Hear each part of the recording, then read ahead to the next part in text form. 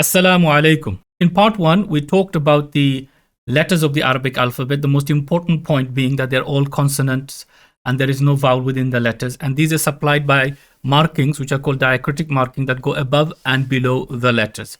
These are the ones you should be familiar with, inshallah, from your Quran reading lessons, or the fact that you read Quran on a regular basis. You should be able to recognize most of these symbols, as they will be used throughout the course. So it's important for us to have an overview of them.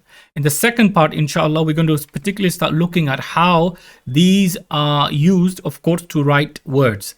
In Arabic, there are only 3 types of words, and they form 2 types of sentences, and there are 5 types of phrases which we need to become very familiar with. And this is the mapping of Arabic, which I've developed for your benefit, so you can have a graphical representation of what you need to learn, what you need to study, for you to gain at least the most basic and most fundamental understanding of Quranic Arabic, in particular grammar and morphology, which we will be studying in this course, inshallah. So let's take a look at the components of this map.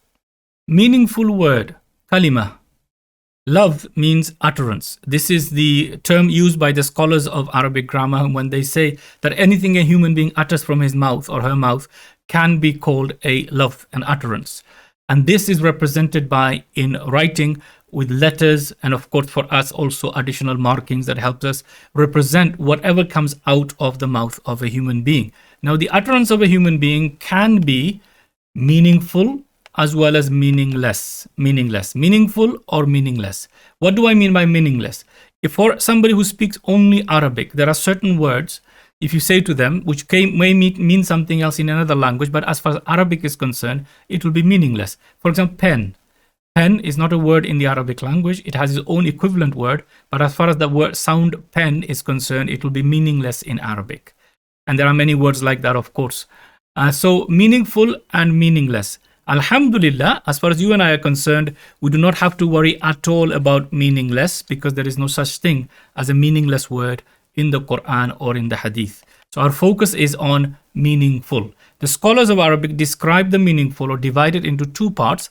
One they call single word, meaning when a person utters a single meaningful word, it's called a kalima, or when they utter a collection of words which become a sentence or a phrase. So one is called kalima, which is a single word, and the other is Murakkab, which literally means construct, making up from bits. So these are the 2 parts of the meaningful that we need to study. And inshallah ta'ala, Arabic grammar starts really from here to understand how meaningful words are combined together to form meaningful constructs. If we analyze the parts of speech in English, we find in English all the words in the English language, if we were to collect them together, we could categorize them in the following subcategories. For example, nouns, pronouns, adjectives, adverbs, interjections, verbs, prepositions, and conjunctions. Possibly there are other ways of classifying it, but this is the most common way that English words are subdivided. Every single English word in the language can be put into one of these columns. If you were to list them in a column, one of these categories. Now in English, we have around, according to some scholars, 600,000 words. So each and every word should be able to fit into most of these categories. The good news with Arabic, there are only 3 types of words in the Arabic language. Every word in the Arabic language will either be an ismun, fi'lun, or harfun. Ismun, fi'lun, or harfun. Now, the word ism normally in grammar books is translated as noun. I'm not going to translate as noun, I'm going to use noun plus. The reason why I do that, right from the beginning, I want you to be clear that an ism in Arabic includes nouns, pronouns, adjectives, adverbs, interjections, and other things besides. So noun plus is more fitting for the translation of ism. Ism is very comprehensive in the Arabic language.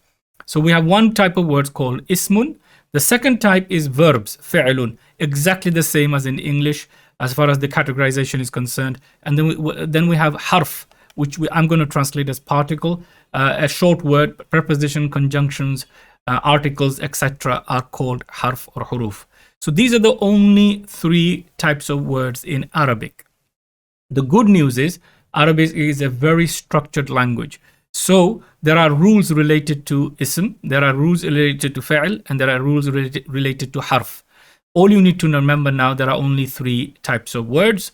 And inshallah, we'll take a very brief overview of what they are. Throughout the course, inshallah, they'll be not only introduced, but we will discuss them in detail, and also the rules related to how they're used in the particular sentence or in the phrase structures that we will study. Harfun, particles. The definition of a harf is that it is a very short word, usually made up of 1 or 2 letters. There are some exceptions, but mainly 1 or 2 letters. And their real meaning can only be understood when they're used in context with another word, with an ism or a fi'l. On their own, they do not really give a clear meaning.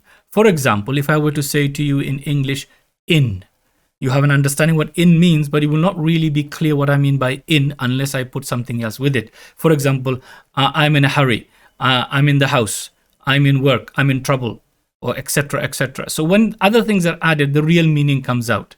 So this is what particles are, or huruf. Harf singular, huruf plural. They are short words, but they are very powerful in the language. They actually bend the shape of sentences, and of course they have a very, very powerful influence on the final meaning of a sentence. So inshallah, we'll study them. Here are some examples for you to note for now. So be, translated normally in or with, al, the, min, from, ala, on, fi, in, inna, indeed, aw, or, wa, and, fa, so, or thus. So these are the huruf. There are many others. Inshallah ta'ala, we are going to categorize them and study them in categories in this session. For now, just note, they're called harfun, singular, huruf for plural, and they are short words whose meaning can only be understood when it is used in context with other words. Fa'lun, verbs. Fa'lun singular, af'alun plural. Verbs, very similar to what we have in the English language, in the sense that a verb is a word that tells us about work or action taking place, but please not always in reference to a tense. If there is no tense, there is no verb. So a fa'l must have a verb, a tense. A fa'lun, a verb, must have a tense, no verb. Let us look at some examples which you should easily recognize from your daily Qur'an reading or your salah. A'udhu, I take refuge. Na'budu, we worship. Nasta'inu, we ask for help. An'amta, you have bestowed favors. Ihdina, guide us. So from here you can see that all of these words have a tense and they talk about some action, some doing word. So this is literally a verb, and the same thing as in English, they are not a verb unless there is a tense. I'll give you an example with English. For example, if I say, I love eating mangoes, or I like to eat mangoes. In both of these cases, the word eat and eating are not verbs because there's no tense here. I like eating or I like to eat. In both cases, eating and eat are not verbs. They are part of the sentence. They are another category in English. As when I say, for example, I was eating a mango, now it becomes a verb. I am eating becomes a verb. I will eat, now it becomes a verb because there's a tense. In Arabic, it's a little bit easier than that. You don't have to have additional words. From the shape of the word, you can tell whether it is a verb or a noun. But the most important thing for you to note, a verb, fa'lun, can only be a verb if it has a tense. Ismun, noun plus. Ismun is the most important of the 3 because it's most widely used and it's most varied. Ismun means noun plus. We're going to translate. Singular, ismun. Asma'un, plural. Please note, ismun is also literal meaning of it in English, in Arabic is name. Name. Okay, name of someone or name. Just the word name. So it's a meaningful word, but most importantly, it does not have a tense. It does not have a tense. So it concludes nouns, pronouns, adjectives, adverbs, interjections. So in English, name of a person, place, or a thing are all nouns. So for example, it can be name of a person, animal, place, thing, an action, an idea, an emotion, feelings, etc. So the meaning of action is also a noun, even though in itself it describes an action. For example, eating. It's a noun in Arabic because it's just the meaning of the action, name of an action. It is not actually, does not have a tense. So all of these are ism. So it's a very, very big category. Now for you and I, simply, all we need to note is that an ism is every single word in Arabic that is not a fa'lun or a harfun. It's a very logical approach. If I say to you, there are only 3 rooms in a house or 3 rooms in an office, if you don't find me in the first 2, I've got to be in the third one.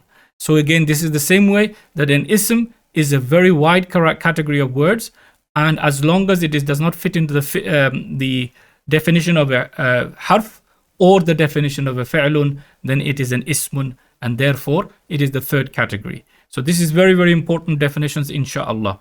One of the key skills that you need to develop is to look at the whole Quran, any ayah, any line, any page. As soon as you open it, you should be able to tell me which of the words that are in that ayah, which one is an ism, which one is a fi'l, which one is a harf. And if you know that, alhamdulillah, you made a huge leap in your Arabic understanding. So this is a big achievement for us. And inshallah, you'll be able to do that very soon. But just as a hint for you, a tip for you, there are 3 signs. There are 3 signs that are exclusive to an ism.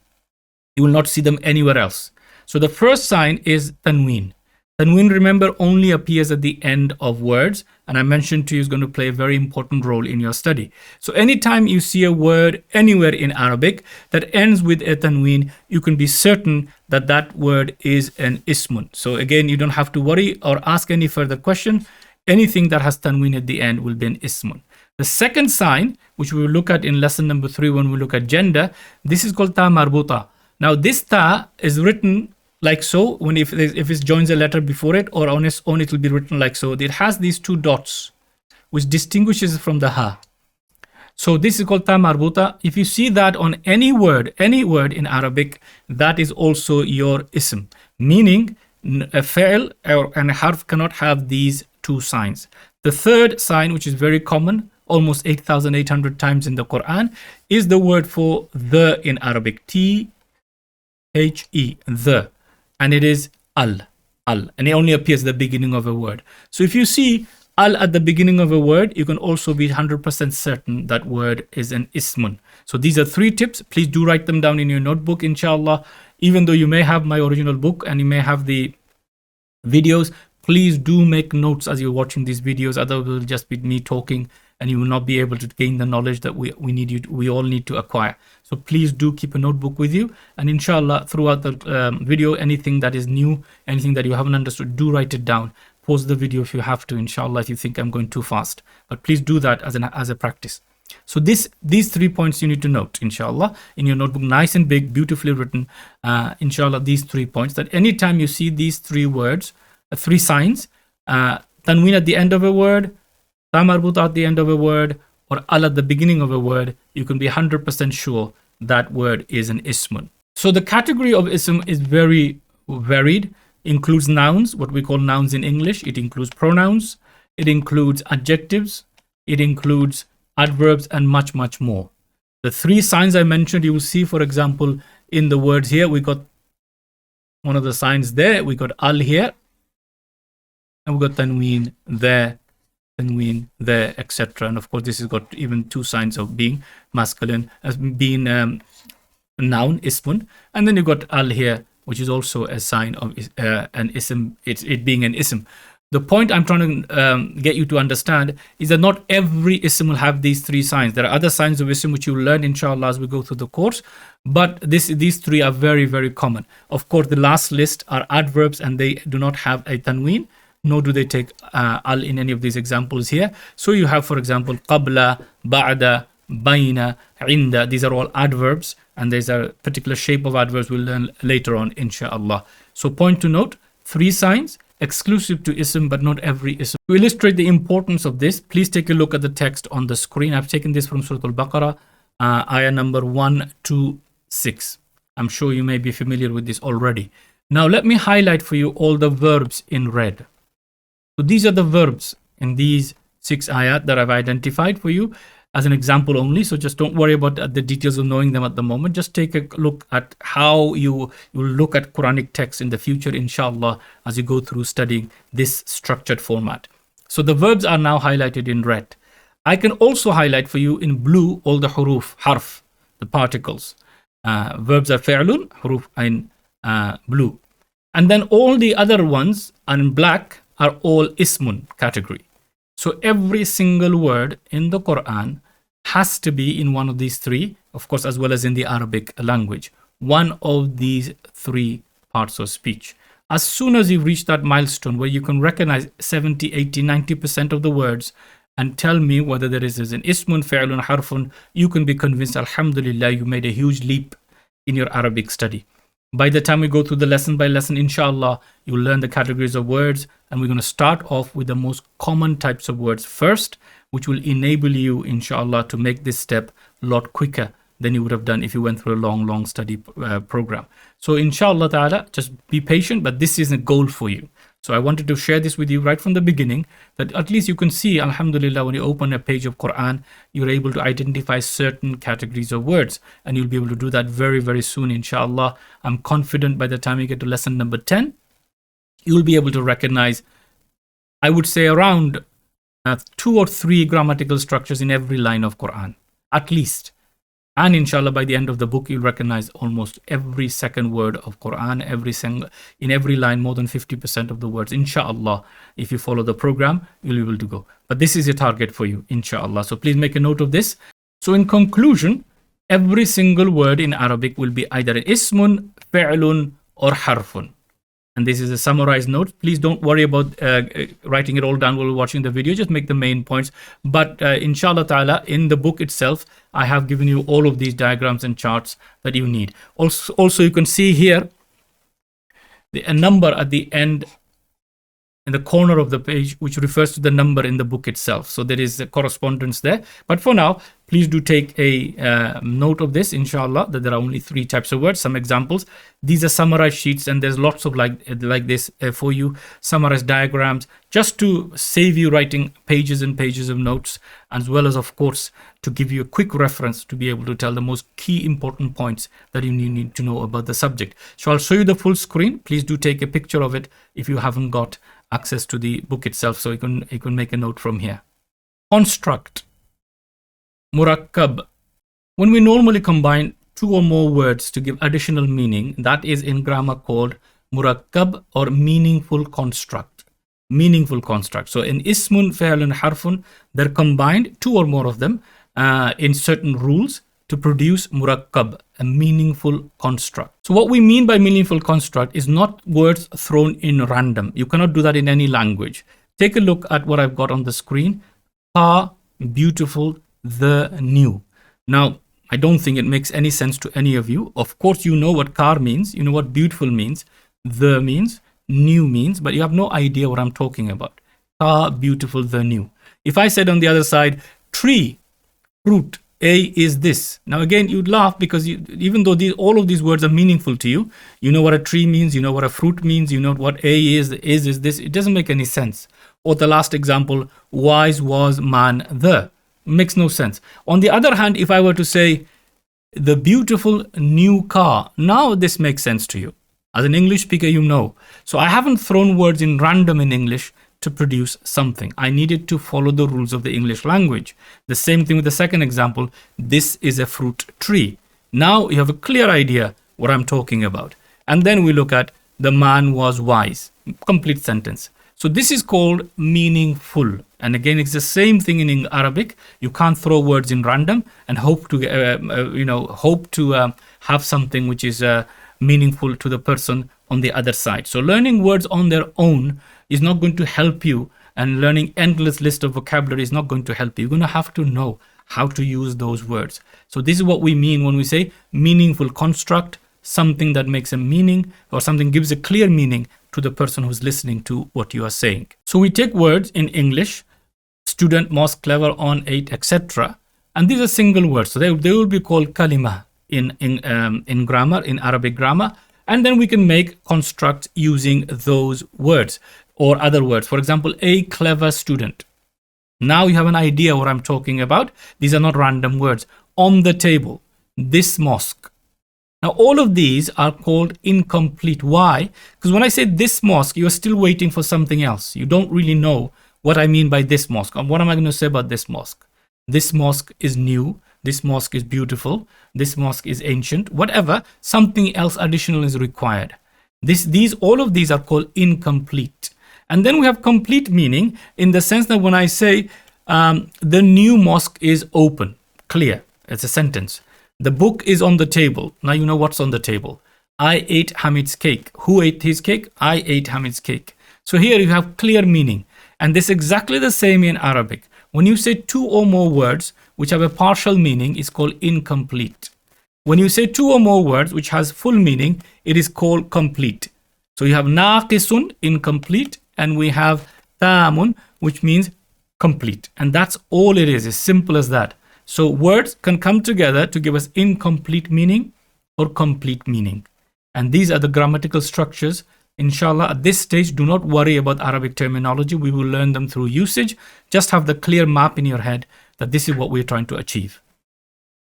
Complete construct. So our map now develops. We have Kalima, a single meaningful word, can be either an ismun, fi'lun, harfun. They come together to give us meaningful construct.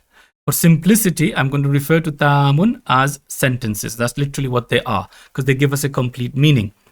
Naqisun, I'm going to give you the word phrase, meaning it's short of a sentence. Clear meaning, has value, tells us something, but it is short of forming a sentence. So we have naqis and we have tam. So please, again, just focus on the meaning, the English word at this stage. Do not worry about the Arabic words at this stage. So we have complete, which we're going to call sentences, naqis, which we will call phrases.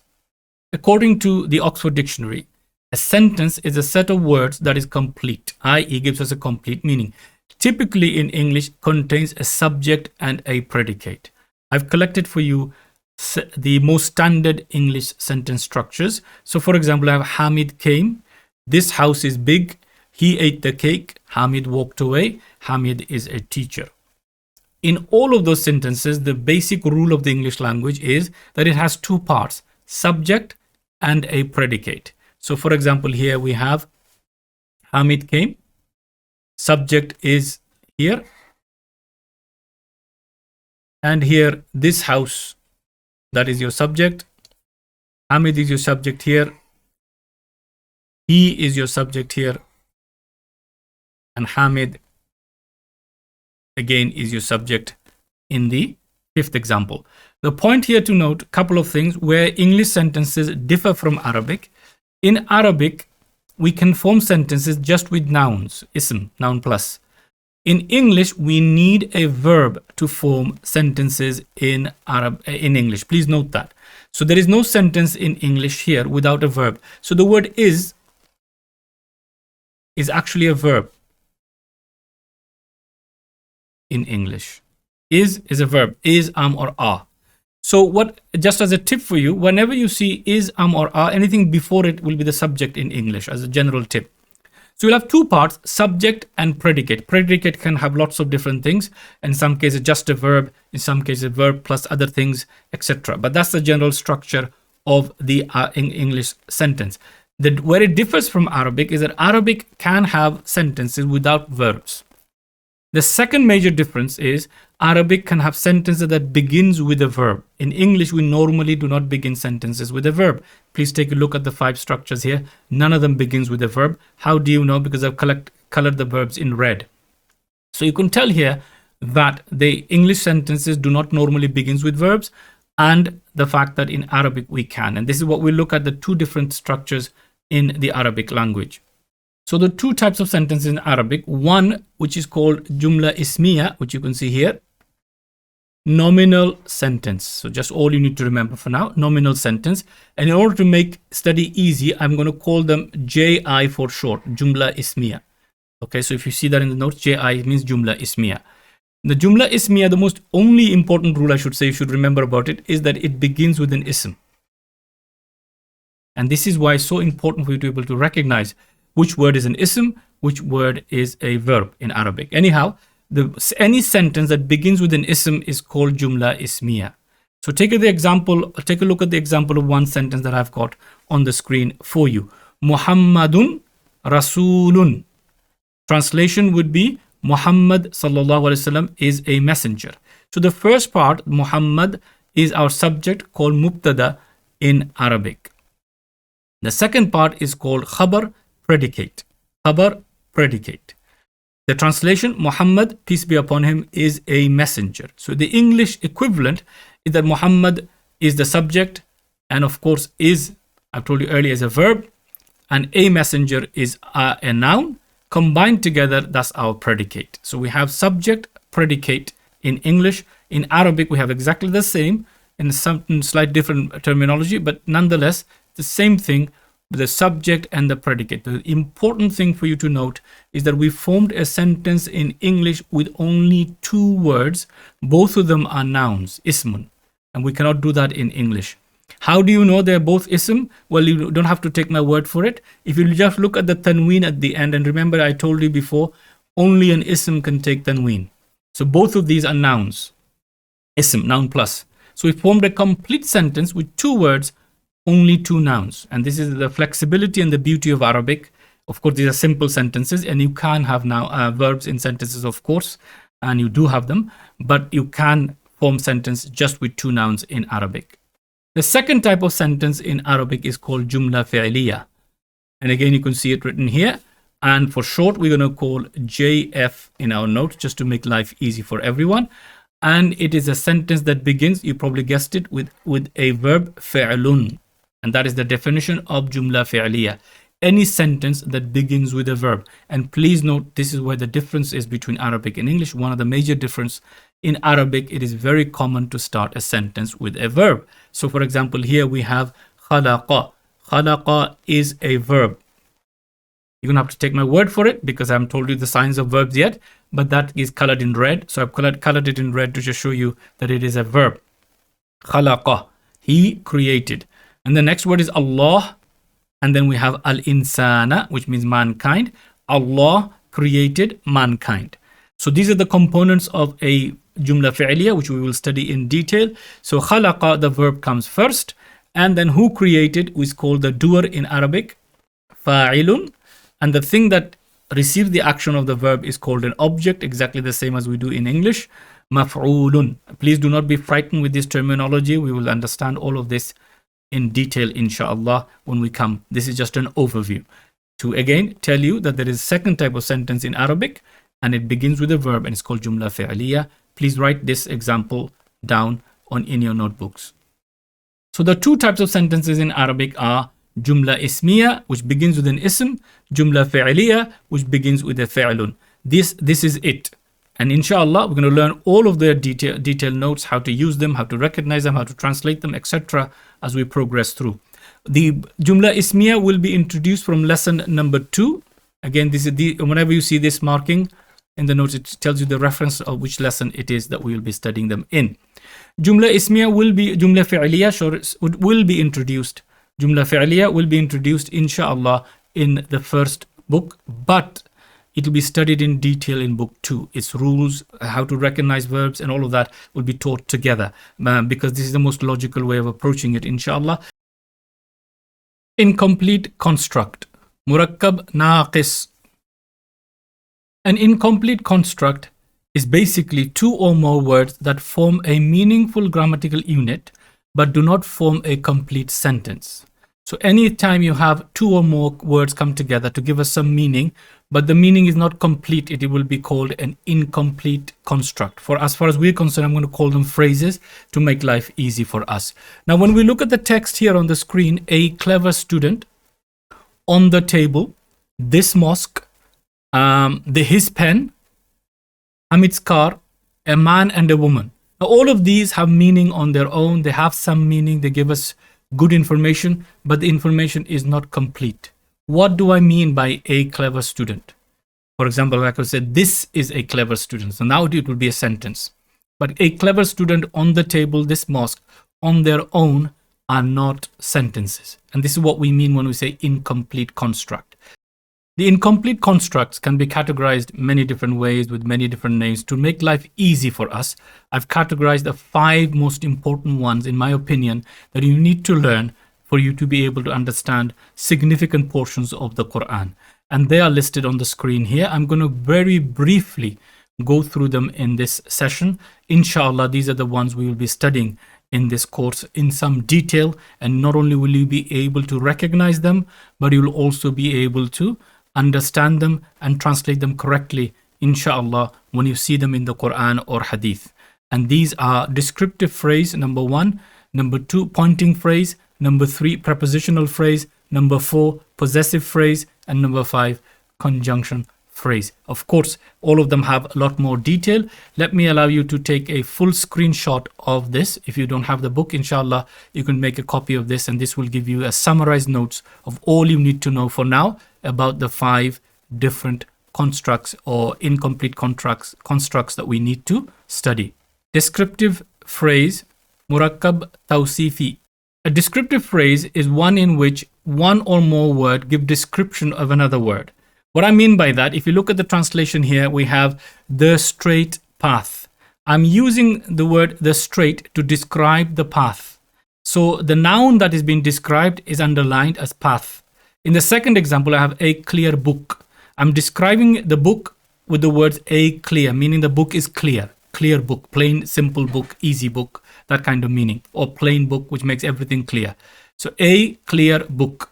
So the word book and path are both words we can call a noun being described. Before that, the descriptions come adjectives. It can be one, more, many, doesn't matter, but they will come before in the English language. Most important thing to note with Arabic, we have exactly the same, but in Arabic, the noun being described always comes first. Then the adjectives follow, whether it's 1, 2, 3, or 4. And it's, for example, here, as-sirata, which means path, the path. Al-mustaqima, which means straight. So again, it's the other way around. Same thing here. Kitabun, mubinun. Mubinun is the adjective. So here, a clear before, but in Arabic is after. So the book comes first. And that's the major difference between the two in Arabic and English. In English, we're going to simply call them descriptive phrase. In Arabic, they're called Murakkab tawsifi. And of course, I've made things easy for you. I put a short form M-TU. Please make a note of that. Just saves us writing a lot of Arabic terminology. 2 more examples. The first one, a beautiful mosque. Second one, a beautiful old mosque in English and in Arabic. The word mosque double underlined to show you that it is the noun being described. And the word for mosque in Arabic is masjid. So you can see that in red. And it is exactly the same. It's coming first. And the adjectives beautiful and old coming later. So we can label these parts as follows. So a masjid and jamilun. And the second one, masjid qadimun jamilun. Again, the noun being described is masjid. So again, this is will come first in Arabic, and the description, whether it's 2, 3, 4, or 1, will always come after. So this is description number 1, and we have description number 2. So you can see here description number 1, and we will have the description number 2 afterwards. So 2 descriptions of the word mosque, and this is a descriptive phrase. In the other example, we have the noun being described with only 1 adjective or 1 description, and that is there labeled for you. So you can see here the rules are very simply illustrated. We're going to go through in detail, inshallah ta'ala. Just want you to be aware of one of the types of phrases which is very commonly used, called Murakkab tawsifi or descriptive phrase. Pointing phrase, Murakkab ishari. Murakkab ishari is basically made of 2 parts, where one pointing word points to something else. So here, for example, if I said in English, this pen. So you can see this pen here. The word this pen, the 2 words this pen, is not really a sentence. I'm just saying this pen. Okay, this pen is black, for example. So that is a sentence. But when I point this pen on its own, that's a construct. It's called Murakkab ishari or pointing phrase for simplicity. In English, of course, they're called demonstratives.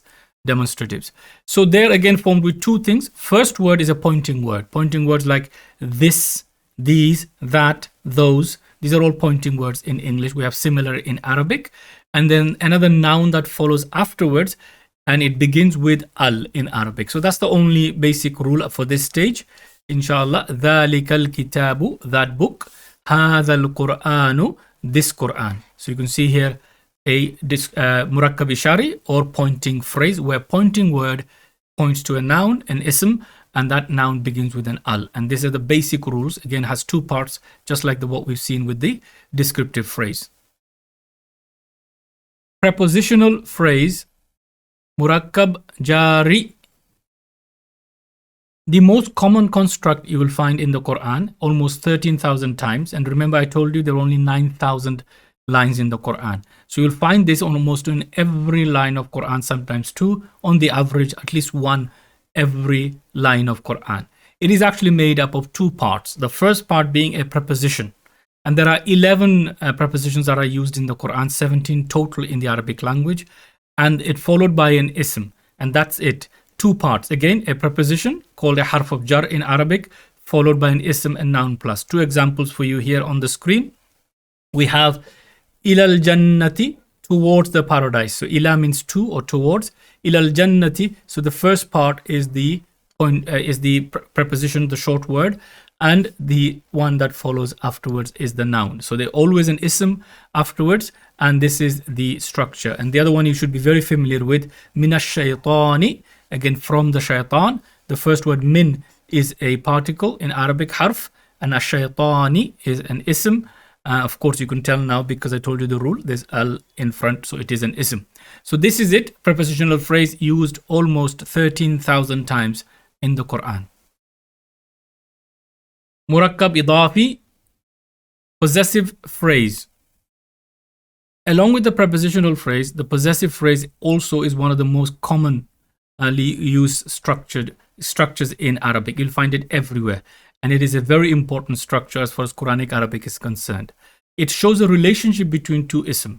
That's all it does. It shows two connection between two isms, and usually in English we use the word of to signify such a relationship. For example, son of Hamid, Hamid's son. We can say son of Hamid, or we can say, for example, house of Hamid or Hamid's house. So apostrophe S or OF shows this kind of relationship in English.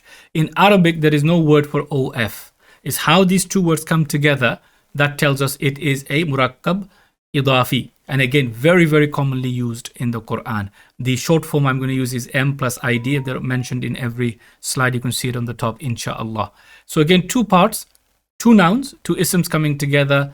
Let's look at some examples here from the Quran. Nasrullahi, the help of Allah. So you can see in the translation OF here, which is not there in the Arabic. We only have two words.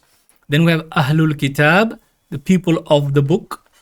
And of course, Rasulullahi, which you should be familiar with as far as Arabic words are concerned, messenger of Allah. So you can see very clearly relationship between the two parts connected in English, usually with the word of.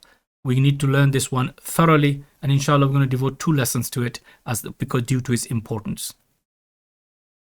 Conjunctional phrase, Murakkab atfi. On the face of it, this phrase is very simple. It's basically two parts coming together. Here we have two pronouns in the first example, anta wa ana, you and I. So exactly the same as the word you and I in English. The word wa means and simply. So two parts joined together. In the second example I have, Hamid went then Zaid. So the word thumma here means then. It's joining two parts together.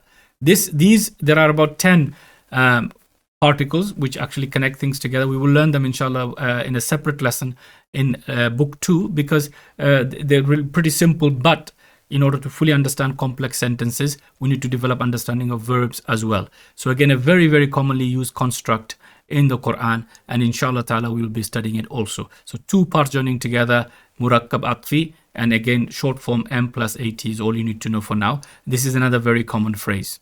So these are the 5 phrases that we're going to be studying, and it's in your map of Arabic, and this should be in your milestones lists inshallah ta'ala. As you go through them, understand them, it will help you develop your understanding of Quranic text. The first one, descriptive phrase, we're going to start learning from lesson number 3, and inshallah we'll continue of course using that phrase structure very soon, and you'll be able to understand it relatively easily inshallah.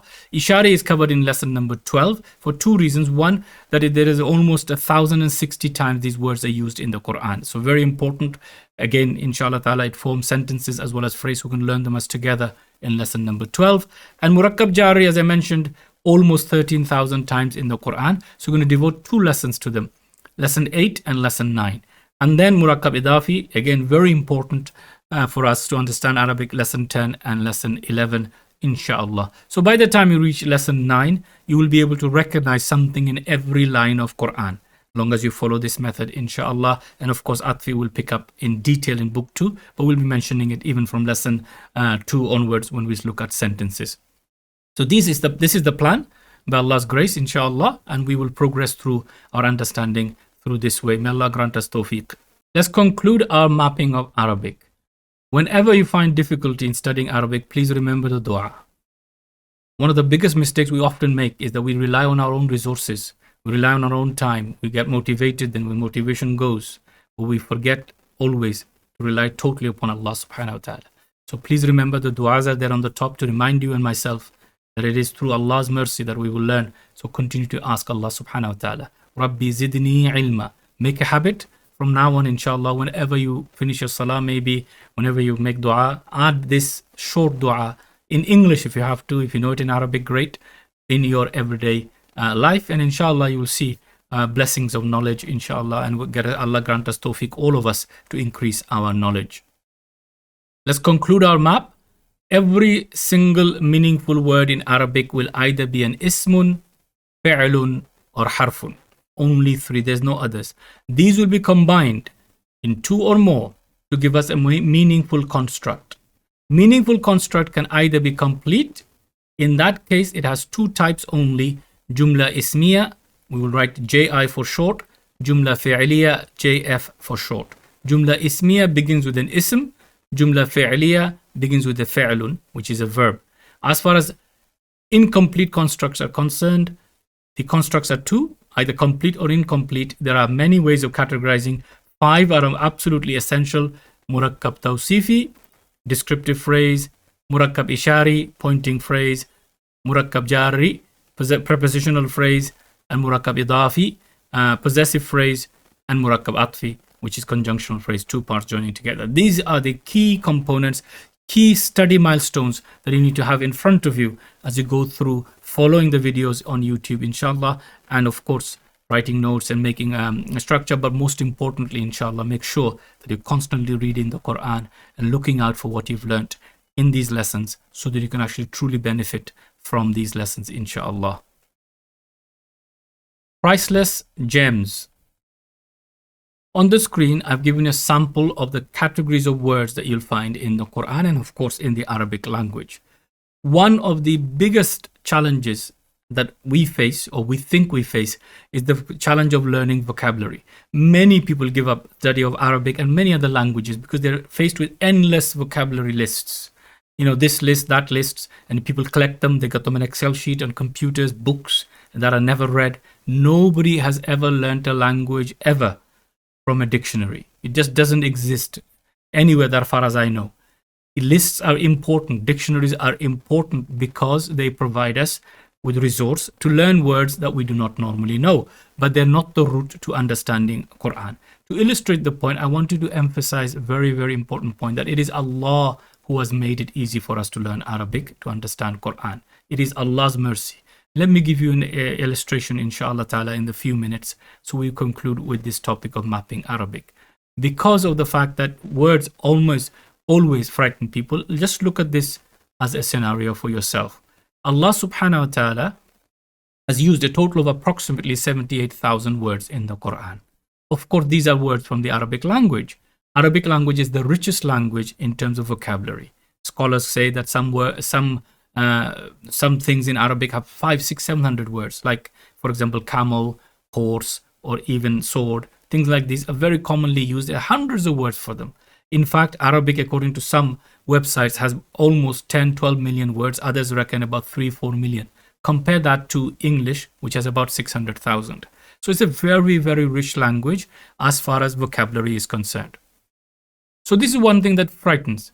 But what Allah has in His infinite done, Allah in His infinite mercy has chosen from the Arabic language words which He has used in the last and final revelation to mankind, Al-Qur'an.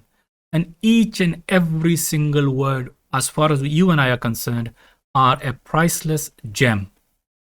priceless gem. We cannot put any value on it. It is more value than all the things we possess. Be it if you're a trillionaire, it's more valuable than that. Each and every word. And these words are very precious, and we need to treat them very precious. But look how Allah has made it easy. I made a list for you now, and they're numbered 1 to 8.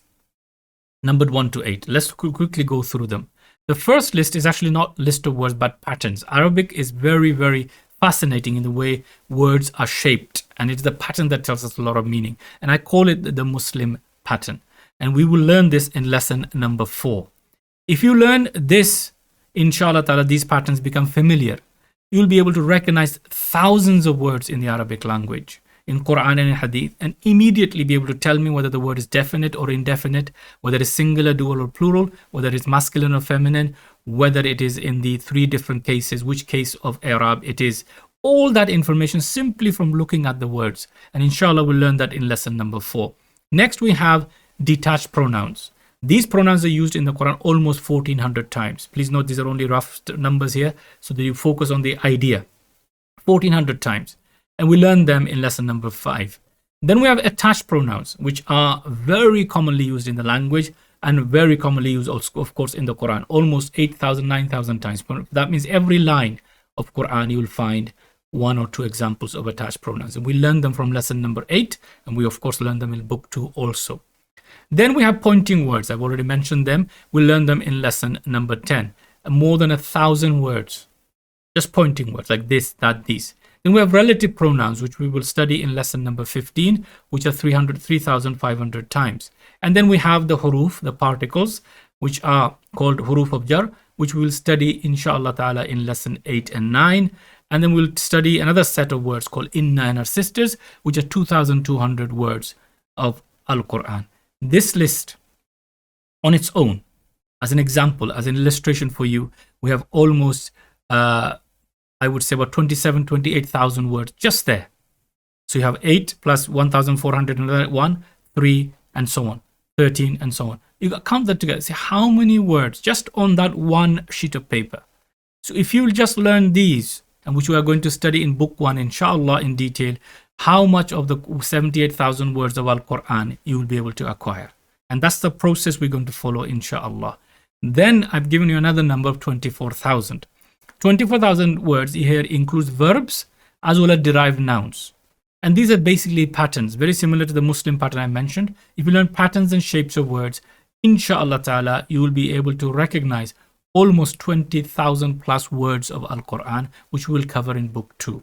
And you can see now here, all you're doing is a series of lessons, but not only are you learning the words, recognizing those, but you know how to use them. And that is more important than learning endless list of words. So within this sheet of paper, you have words, inshallah ta'ala, with which you can make significant progress in understanding Quran. Not only that, alhamdulillah, what I've done is I have collated that together, is I put in the book 439 words categorized in the list I showed you earlier, but more detailed, inshallah, and categorize them into singular, dual, plural, etc., masculine, feminine, and all of that. And these 439 words are used in the Quran 44,603 times. That's more than 57% of the words of Al-Quran. So if you follow the lessons, the 15 lessons only, not only will you learn the grammatical structures, but you'll have the necessary vocabulary to be able to look into the Quran and begin to understand, rather than looking into dictionaries and things which can be rather complex at the beginning. So this is just to illustrate to you that it is Allah subhanahu wa ta'ala who has made it easy. So along with the vocabulary, we will learn the grammatical structures, which will follow in this route for us, inshallah, giving us the yield. Again, I remind you, myself and you, it is Allah who has made it easy for us to understand Quran. It is Allah who has made it easy for us to learn Arabic, to understand Quran. And we must believe this, and we must act upon it. Whenever we find any struggle in our studies, go make dua. Ask Allah to open doors for us. Just as Allah has made it easy, Allah will open doors for you and I to learn more and more of the Quran, understand it more and more, and inshallah grant all of us tawfiq to learn and teach others and benefit from the blessings of Quran. Inshallah, you will find all our videos freely available on YouTube for you to help learn the 15 lessons that I mentioned in this series, and I will be uploading the videos very soon. I ask for your dua and your support, inshallah, in completing this task. And you will find them in detail, exactly like the first two videos that you've seen here. If you wish to contact us for any reason, please do it through the forum. That is the best way to communicate, which is available on the website.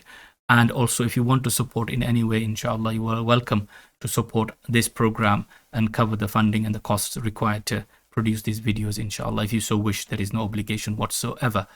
But please keep your comments coming, and please keep an eye on the website. Inshallah, very soon more and more courses will come. As soon as I can free some time and resources to record them, they will be all available there also. That's it for now, brothers and sisters. May Allah reward you and bless you for watching the video. I hope and pray that you found it of benefit. Please continue to give us feedback, comments, suggestions. You can do it through our website, or you can do it here. Any suggestions you give, inshallah, we'll try to implement to the best of our ability. May Allah subhanahu wa ta'ala bless us. May Allah forgive any of my mistakes. May Allah subhanahu wa ta'ala reward you all. Until the next video, Assalamu alaikum wa rahmatullahi wa barakatuhu. الذي علم بالقلم